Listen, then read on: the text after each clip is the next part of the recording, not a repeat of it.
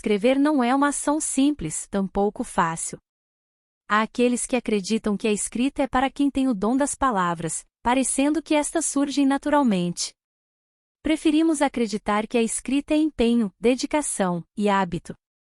Escrever exige exercício e, como tal, parecerá mais natural à medida em que praticarmos e nos permitirmos experienciá-la.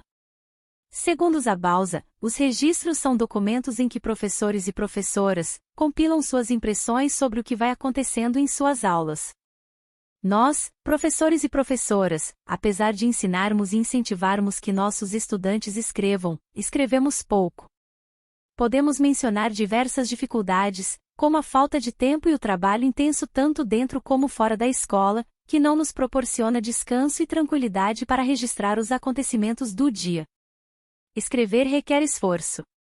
Apesar de todas as adversidades, temos que refletir sobre a importância da escrita como meio de organizar nosso pensamento e, no nosso caso, considerar a possibilidade de refletir e propor ideias sobre a prática docente.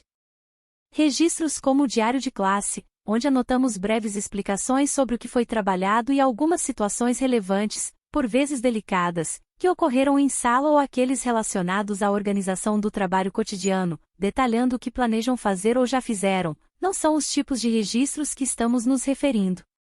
Os registros a que nos referimos são aqueles realizados sobre o cotidiano escolar que permitem o distanciamento da ação, ajudando o educador a realizar seu planejamento de forma reflexiva e revisada diante de sua prática cotidiana. Consideramos que cada contexto e vivência com crianças e alunos são únicos e demandam a construção de conhecimentos que possam servir como instrumento de análise dessas situações e da própria prática pedagógica. Nesse sentido, o registro baseado na reflexão sobre a prática e no diálogo teoria e prática, torna-se fundamental. É essencial a intencionalidade e o planejamento ao registrar. Não é possível registrar tudo. Precisamos escolher o que iremos registrar, e qual tipo de registro atende melhor à situação que será registrada. Outra questão importante é a retomada desses registros para reflexão, pois é preciso registrar as questões e situações que serão importantes para estudo, avaliação, planejamento e replanejamento. Diversificar o tipo de registro também é relevante, pois permite a observação de questões diferentes. Por exemplo, o vídeo pode nos auxiliar a compreender determinada situação que precisamos de atenção a detalhes e expressões, que podem passar despercebidas quando estamos vivendo aquele momento com as crianças e alunos. A gravação de áudio pode auxiliar no registro de diálogos e interações intensas, com muitas falas, em que estamos realizando as mediações e isso dificultaria um registro por escrito. Retomar esse tipo de material traz possibilidades de análise das participações e de nossa própria mediação. O uso de fotografia no desenvolvimento das pesquisas, além de registrar momentos importantes, que poderão fazer parte do relato da prática, funciona como uma fonte de dados para posterior análise e reflexão sobre o tema trabalhado. As fotos podem evidenciar detalhes importantes que passariam despercebidos no momento. Mas, vou me concentrar em quê? Como vou escolher o que registrar? No nosso caso, o recorte feito é o desenvolvimento do trabalho com pesquisa. É interessante um relato que apresente as vivências, nossas impressões, sentimentos e reflexões em relação aos fatos narrados. A riqueza de detalhes e de possibilidades de análise serão maiores nesse caso, podendo nos oportunizar importantes processos de reflexão e desenvolvimento profissional. Citando Miguel Zabauza, sem olhar para trás, é impossível seguir em frente. Por isso é tão importante a documentação.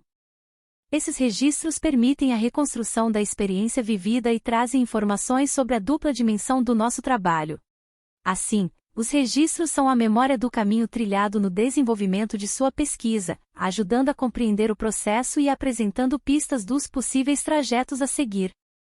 Ainda segundo Zabauza, temos 5 aspectos importantes do registro. A descrição, que pode ser da prática vivenciada ou da expressão das características dos sujeitos envolvidos. A periodicidade, garantindo a regularidade e certa sistematicidade no registro. A quantidade, que vai variar de acordo com cada perfil, porém, é fundamental que seja garantido dados suficientes para suscitar a reflexão e posterior análise. Um quarto aspecto é o conteúdo, que precisa ter relação com os objetivos que se busca alcançar e para isso quanto mais variado e com riqueza de detalhes, melhor. E, por fim, a duração, que vai depender da duração da pesquisa. Com os registros do caminho percorrido nesse processo de escolha do tema, problematização e sensibilização, podemos entender quais são as dúvidas e curiosidades de crianças e alunos e assim, começamos a ver possibilidades para a construção da pergunta de pesquisa. Por que a pergunta da pesquisa é tão importante? A pergunta de pesquisa orienta a investigação, fornecendo uma direção clara para o estudo. Delimita o escopo da pesquisa, auxiliando na definição de quais aspectos do tema serão investigados, evitando que a pesquisa se torne muito ampla ou genérica. Guia a coleta de dados. E estimula a reflexão crítica, uma vez que a pergunta de pesquisa desafia o pesquisador a refletir criticamente sobre o tema e as questões relacionadas. Nesse momento é fundamental o papel mediador do professor e da professora na elaboração dessa pergunta. O professor, a professora organiza os registros, analisa-os e delimita a questão de pesquisa. Dá sentido para aquilo que vem sendo observado, escutado e vivenciado com as crianças e alunos. Isso é diferente de induzir ou escolher uma pergunta, um problema pensado pelo professor. Como transformar um tema de pesquisa em pergunta ou problema? Para chegar na pergunta de pesquisa precisamos explorar, trabalhar, vivenciar o tema da pesquisa para sensibilizá-los e despertar sua curiosidade.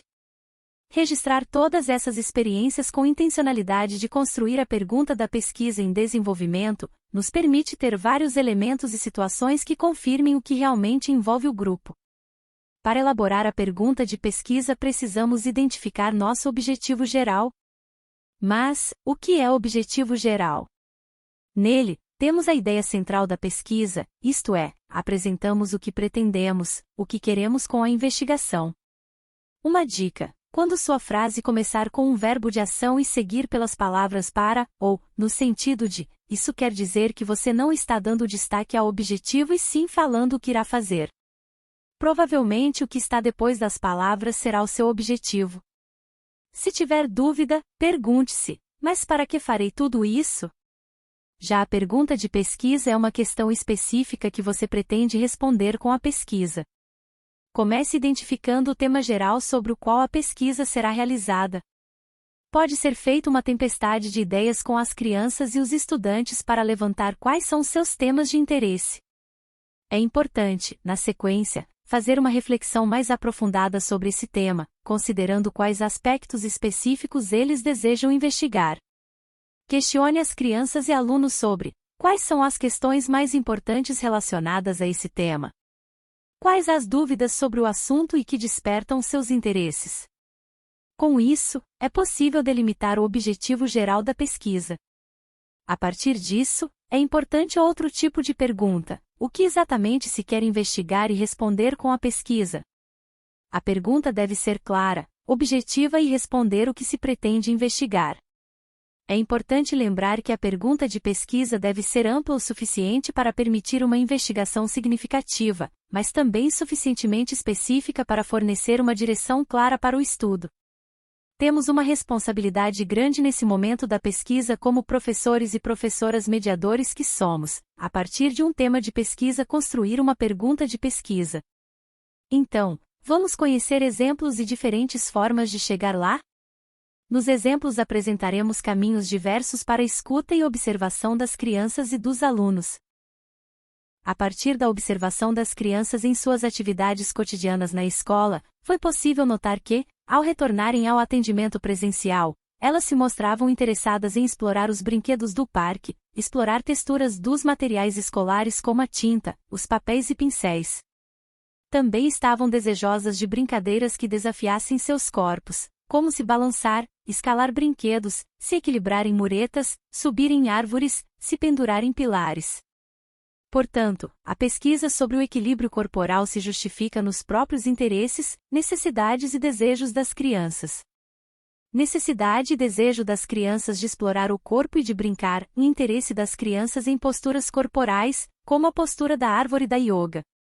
Dessa forma, a partir da observação, Escuta e registros. A professora compreende que esta temática é relevante para a turma e que a pesquisa tem por objetivo explorar, pesquisar e construir explicações sobre equilíbrio corporal, sendo a pergunta construída: como o corpo humano se equilibra?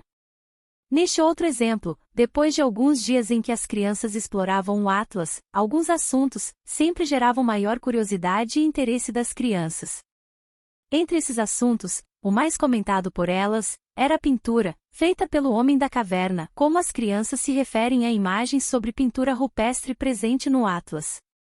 Entre os 3 temas propostos pela turma, por votação, o Homem das Cavernas foi o primeiro colocado.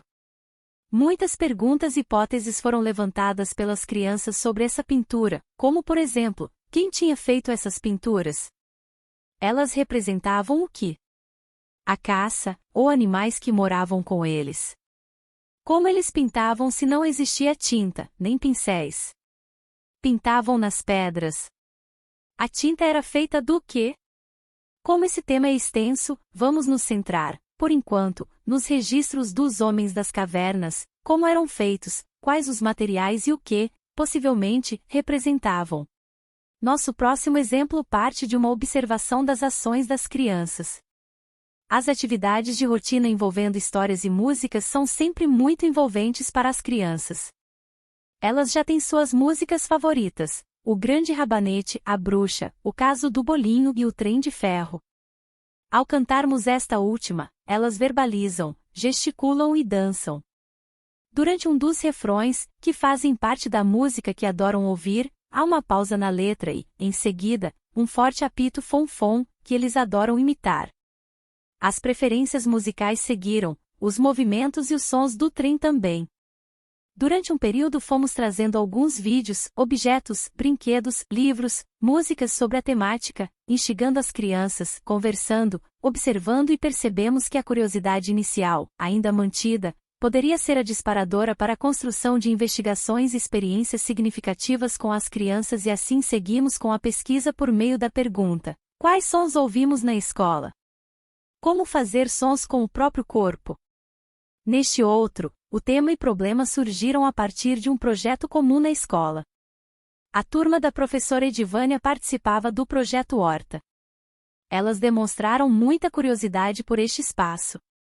Uma vivência realizada com o objetivo de compreender melhor o interesse das crianças foi disponibilizar uma câmera fotográfica para que as próprias crianças fizessem registros no espaço da horta. Notamos que neste momento as crianças, ao fotografarem, se interessaram mais pelas condições das plantas. Assim, surgiram as seguintes perguntas: cadê o pé de tomate? O que aconteceu com ele? Por que ela está assim? Apontando para a berinjela que estava com manchas. Diante das observações da criança na horta, fizemos as seguintes provocações: o que será que as plantas precisam para viver? Este exemplo traz a construção do problema a partir das vivências dos alunos e alunas da EJA. Desde o início das discussões sobre o tema da pesquisa, os estudantes do EJA Nísia Floresta salientaram que as formas de ocupação do território hoje denominado Vida Nova foram marcadas pela precariedade material e sanitária, além da extrema violência nas relações humanas e sociais. Como afirmavam os alunos, todos os que hoje frequentam o EJA já moraram em um barraco de madeira e sem o apoio de nenhuma forma de saneamento básico. Alunos e outros moradores do bairro são conhecedores, atores e testemunhas dessa história. Assim, as atividades desenvolvidas pelos alunos foram as pesquisas de recuperação de fotografias antigas do bairro, além de diversos relatos presentes nas narrativas construídas e captadas por eles mesmos. O resultado final dessa pesquisa culminou com a publicação de um pequeno livreto contendo essas narrativas e fotos sobre boa parte da história dessa população local. Por fim, no último exemplo, o problema de pesquisa foi construído a partir do trabalho remoto de 2020 no ensino fundamental. O trabalho foi realizado durante os anos pandêmicos 2020 e 2021 com alunos de 6 turmas dos anos finais. As perguntas levantadas pelos alunos foram basicamente conceituais, sobre ciências e geografia, porém elas significam a necessidade de tais conceitos serem apropriados pelos estudantes para que tenham um olhar crítico para o estado do córrego. Além disso, eles queriam saber quais ações poderiam acontecer para a preservação do mesmo. Para isso, a articulação entre 4 componentes curriculares possibilitaram, por meio dos encontros remotos, realizar um tour virtual pelo córrego e sua condição ambiental, enfatizando a importância das perguntas disparadoras da pesquisa. Agora é com vocês, cursistas. Planejem e realizem vivências com as crianças e alunos sobre o tema da pesquisa. E levantem perguntas sobre o tema e promovam momentos de sensibilização para chegarem à pergunta da pesquisa.